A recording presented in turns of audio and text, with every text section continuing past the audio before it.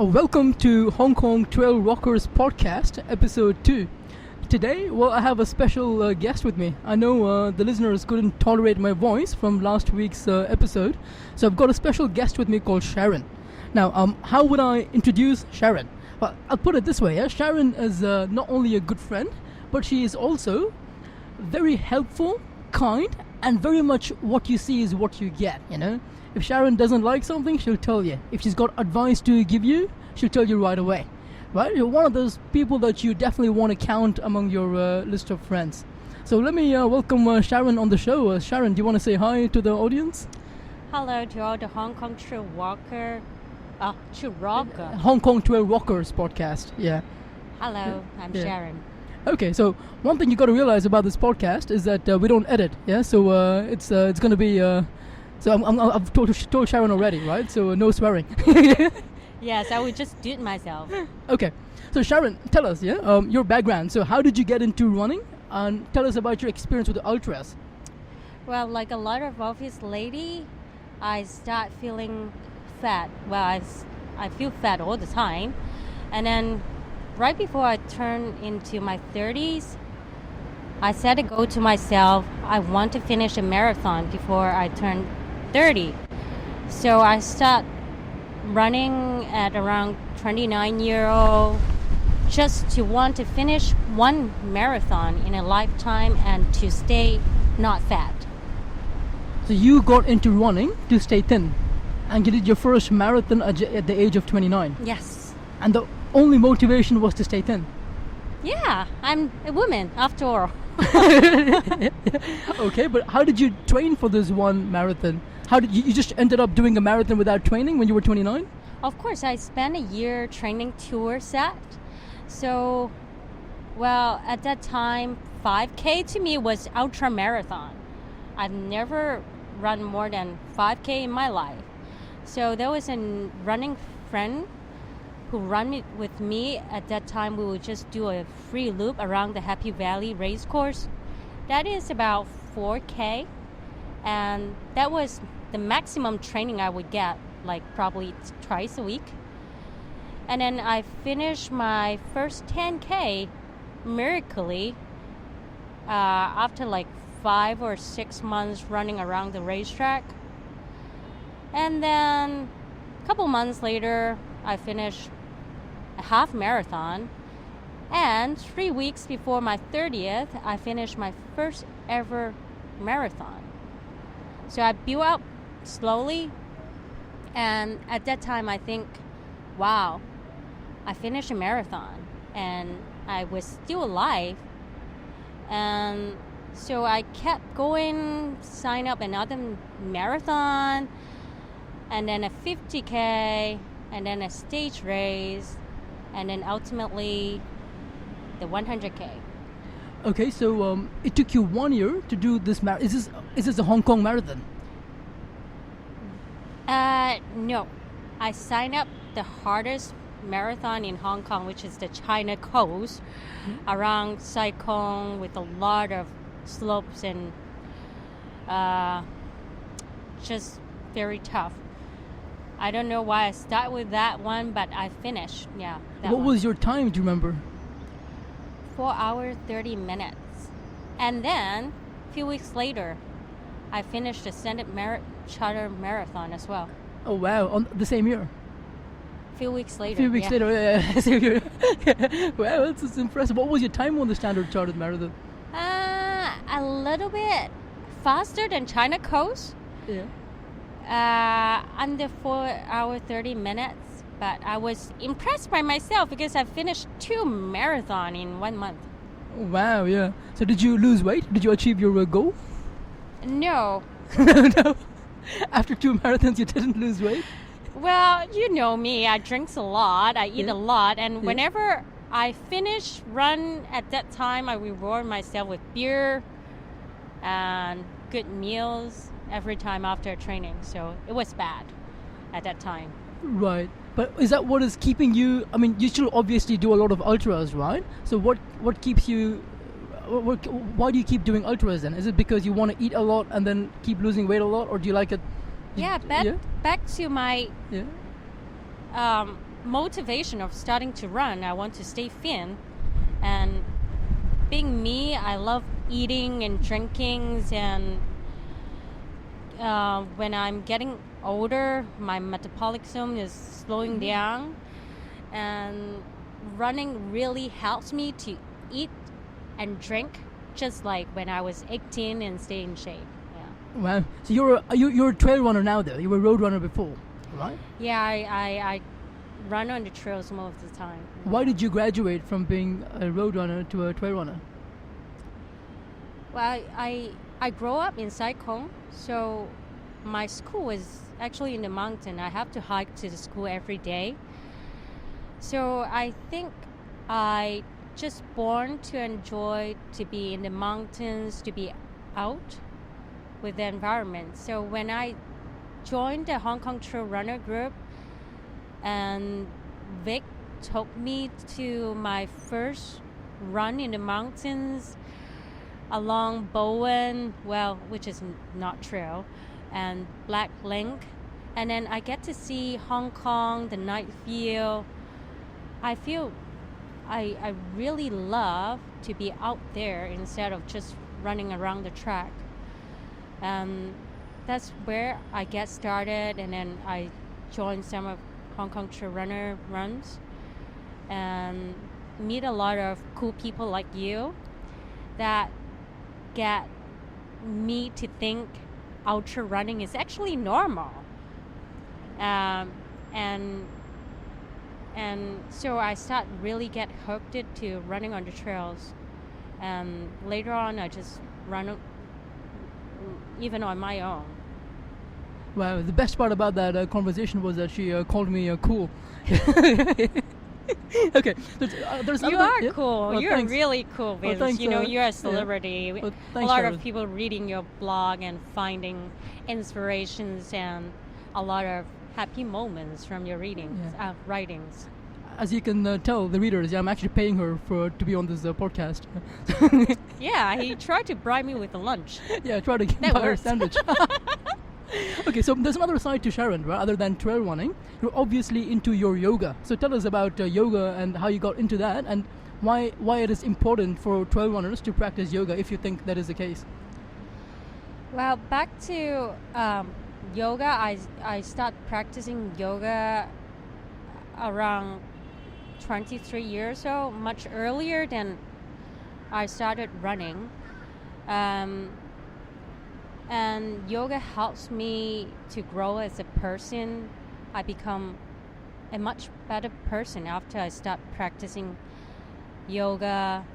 And then I really enjoy the meditations and the peacefulness I get from all my yoga practices.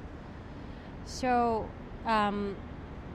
I took my yoga training back in 2008, become a certified yoga teacher, just to want to learn a lot more about yoga on more in-depth level than just going to classes. And then there was a classmate in my class. She used to be a runner, and then she got so injured. So she stopped running completely and find safety in yoga. And then that start get me to think, is running really bad for you? So I do kind of a reverse. I start with yoga, with the knowledge of stretching and yoga, and then I want to showcase that running is not damaging to your joints and knees, as opposed to a lot of general public about running. I want to demonstrate to people that as long as you keep stretching and running, you do a lot of post-workout cross-training to recover your muscles and joints from the damage of the impacts from running. You can actually run sustainably and avoid injury. And so far, I have been lucky enough to just have one injury when at that time I was just started running and then I don't have a solid base. So that's why I occasionally offer classes to runners just to teach them what they should do as a cross training with yoga, more on injury preventions. Is yoga different to stretching? So, or is it something you do on your own, or do you do it in a group, or do you attend specific classes? The major difference between yoga and stretching is all about breathing. You can stretch without notice about your breathing, but yoga, you synchronize your breathing with your every move.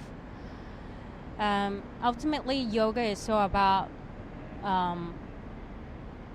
just united with your body, mind, and soul. But stretching is just working with your muscles and joints. So runners can do stretchings. You don't have to notice your breathing. But if you want to develop like stronger minds, become mentally stronger, which is all about ultra running, right? You can't just push through a 100K with your body. It's more about how you push through all those obstacles with a very strong mind. So I think ultimately people should focus on trying out yoga, focus on your breathing, your mental status, your state of mind. If you want to be mentally strong, to be overcoming all the ultra running, the pain, all the weird things that we will run into during all the long distance running. Okay, so to break it down, there are two components in, right? So if you want to run injury free, you got to stretch. But if you want to do an ultra marathon and you want the mental element to it, then you do yoga. Is that spot on? Yeah. You actually listen. A sandwich. I wanted to the maximum return on my sandwich. Okay. Yeah. Spot on. Yes. Yeah. I think that's between ultra marathon races. If you want to finish, you really have a very strong mind to help you overcome all the obstacles, struggles, all the weakness, low point, negative points that we always run into during long races. It's so easy to give up, but with strong mind, we can overcome all those vomit, blister, soreness, or just generally too tired, fatigue. Those negative thinking that just pull us out of the race. Yeah. So, I mean, for listeners, Sharon is known to vomit on the trails quite a bit, yeah? So, You too. Okay, fine, me too. That Yeah. make us friends. Okay, fine. In all, I gotta confess, I've left my share of vomit on Wilson Trail, especially. But anyway, so when you do vomit and you need that mental energy, right? And you've done your yoga, what do you tell yourself? Assuming you're doing, say, 100-kilometer run, in the 50th, 60th kilometer you're vomiting and you don't want to run anymore, and you've done your yoga. So what do you tell yourself to keep that mental strength going? I think it's the point that you take deep inside you when you are running on empty. You have to get a strength from somewhere else. When your body has like literally no energy, how you can push through the rest of the journey? You are so close to the finishing line, and somehow, if you dig deep enough, if you just have that focus in your mind, just go to the finishing point. With that mental strength, you can push through those last 10, 20 kilometers with just sheer willpower, Yeah. So my question is, how does yoga specifically help you at that moment? I mean, I tell Yeah. myself, well, a couple of things. I tell myself that I've already paid the race fees, so I gotta get a return on my money. That's what I tell myself. too. That too. Yeah.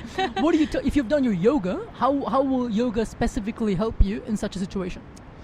Well, back to what is yoga. Yoga is all about mind, body, soul. You are so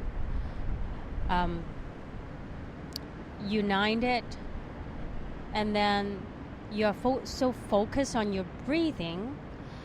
Back when I start training with yoga, my teacher always say, with stillness in your body, you get stillness in your mind. And that's all about that ultimate focus in your mind. There's nothing else. You are just so calm, and just like a neck without any wave is so kind that it reflects what is around the neck. So it's just like that mind. You are so focused. After years of practice of yoga, you develop that kind of extreme focus in your mind. You have no hesitations, you have no struggles, you have no other thoughts. Your only thoughts is just keep breathing, focus on that moment, one step at a time. And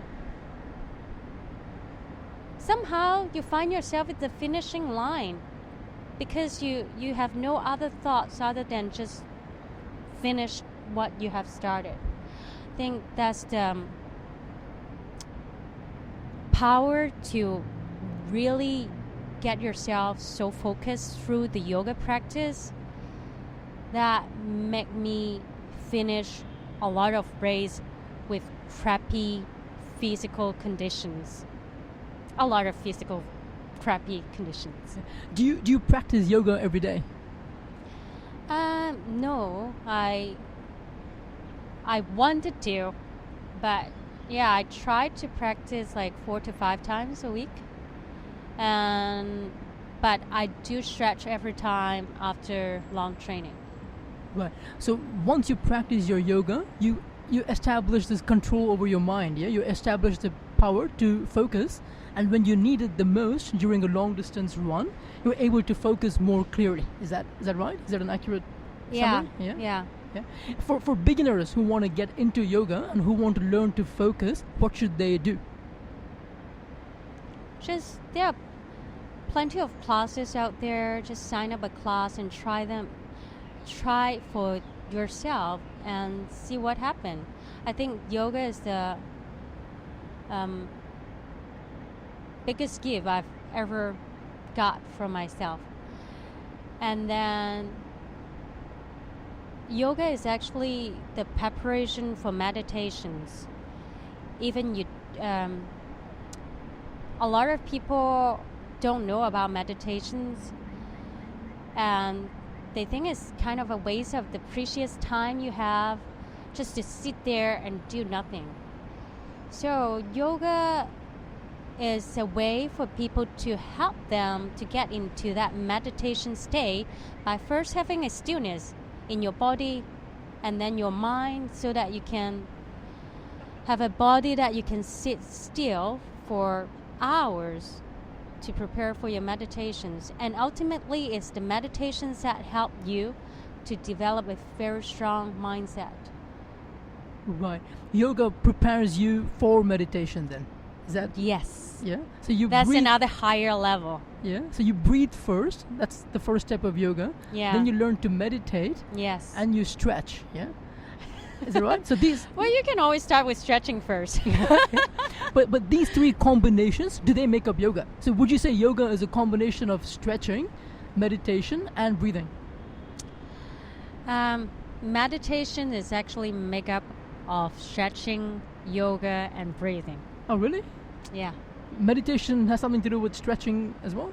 Yeah. Yeah, because when your body is so stiff, you cannot sit still. Right. Can you sit still for like 5 minutes? I can't. I'm a bit hyper, as you can tell. That's why yeah. you need some stretching Yeah. first. Well, but tell me this, right? This whole thing about flexibility, right? So, I mean, look, I do ultra runs as well, right? And I'm not flexible at all, right? So is this flexibility thing only for ladies? I mean, do guys really benefit from being flexible or not? Everyone benefits from some stretching. If you notice, well, even not for runners, we're just talking about normal people. If you look at those old people, you see them, they are shrinking, they probably have hunchback. That's the result of just natural gravity, or just our tissues start to shrink, our ligaments, muscles start to shrink during the aging process. So if you want to maintain a tall torso, if you don't want to shrink so fast, everyone needs to maintain their muscles, ligaments, tendons flexible and supple so that you won't shrink so fast, or when you get old, your tissues get fragile, brittle, then you get sprained ankles or just break something more easily. So just even not for runners, everyone should stretch a little, men or women. Right. Okay. Yeah. Because I was always wondering why my friends go to hot yoga. I always thought it was for the girls only. So maybe there's more to it. Yeah, there are a lot of girls just wear Yeah. tip tops Yeah. in hot yoga class. That's the reason. Which one do you find more exciting? Yeah, yoga or if you had to choose between one or the other, trail running or yoga, which one would you choose and why? At this point, it's really hard to choose, but yoga will always be with me for the rest of my life. And even if I get very old, when I couldn't run anymore, I could still hike. And ultimately, I just want to enjoy to be in the nature. I can always hike. So I would choose yoga Wow. because I can always hike. Okay. Yeah. So the question was, if you can only do one and not the other. Sure, I don't run, but I can hike. You can hike. Okay. Do you know any famous runners who practice yoga and run? Well, I think the Scott Jurek, 7 times winner of Western State. He practices yoga every day, and then he has a mantra from his yoga teacher that keep him finish a lot of race, including the Badwater, that he was the holder of the record. He kept telling himself during a lot of race that what you keep for. So in yoga class, even for me, I'm not flexible. A lot of posture, I couldn't do it perfectly. But yoga is not a competition. So we just try our best, stretch the maximum that I could, and tell myself that's what I came for. I want to be healthy. I don't want to get injured from my stiff muscles or just highly impact joint. So even a lot of pose was not that comfortable, I push it through, and that applied to ultra running as well. A lot of runs don't always end up present, but that's what I came for. I want to test my body limit, so I will push through, and in the end I feel happy just like after the yoga class. So Scott Jurek is very inspiring. He if he watched his YouTubes, a lot of time you found him meditating on the rocks, or just teach people how to do stretching. So he is a big promoter of yoga as well. And then Rory Basio, she was the winner of UTMB the last couple years. she loves yoga. She goes to yoga class a few times a week, and then she stretch all the time. That's what she said. Like, after hard training, our muscles are so damaged, our joints are so trashed. We have to fix our body and stretch out all the tissue knots. That's why she is now running stronger, and she's breaking records and records. And Nisty Hawker, she is a legend 5-time UTMB winner. She is also a certified yoga teacher. So, for all of you out there, hardcore runners, hesitating about yoga, try and see for yourself if you want to keep running sustainably, like you don't want to get injured and break down a few months. For me, I think everyone can run until very old age if you do cross training with yoga. That's what I think. Is it? I know you said people can just attend classes in Hong Kong to get into yoga, right? But is there something that people can do without having to go to classes? Like, is there any simple step procedure? Oh yeah. That there are a lot of YouTube clips, a lot of articles online that teach people how to stretch, or particularly for runners, they don't have to go to a full yoga class because they probably don't want to work on their back or shoulders. They want more focus on the lower trunk. So they can just select a few poses that work on their glutes, their hamstrings, their quads, their ITPs. And then I highly recommend that they read my article that I wrote on the second issues of Asia Trail magazines, that I select a few poses that yoga can speed up your recoveries. So they can read that issues and find those poses they need to practice. They don't have to go to yoga classes. In the show notes, I'm going to include the link to the Asia Trail magazine, and I'm going to include a link to Sharon's article for listeners. Yes, thank you. Yeah. Any what are your goals for this year, Sharon? Do you want to do some long runs this year, or?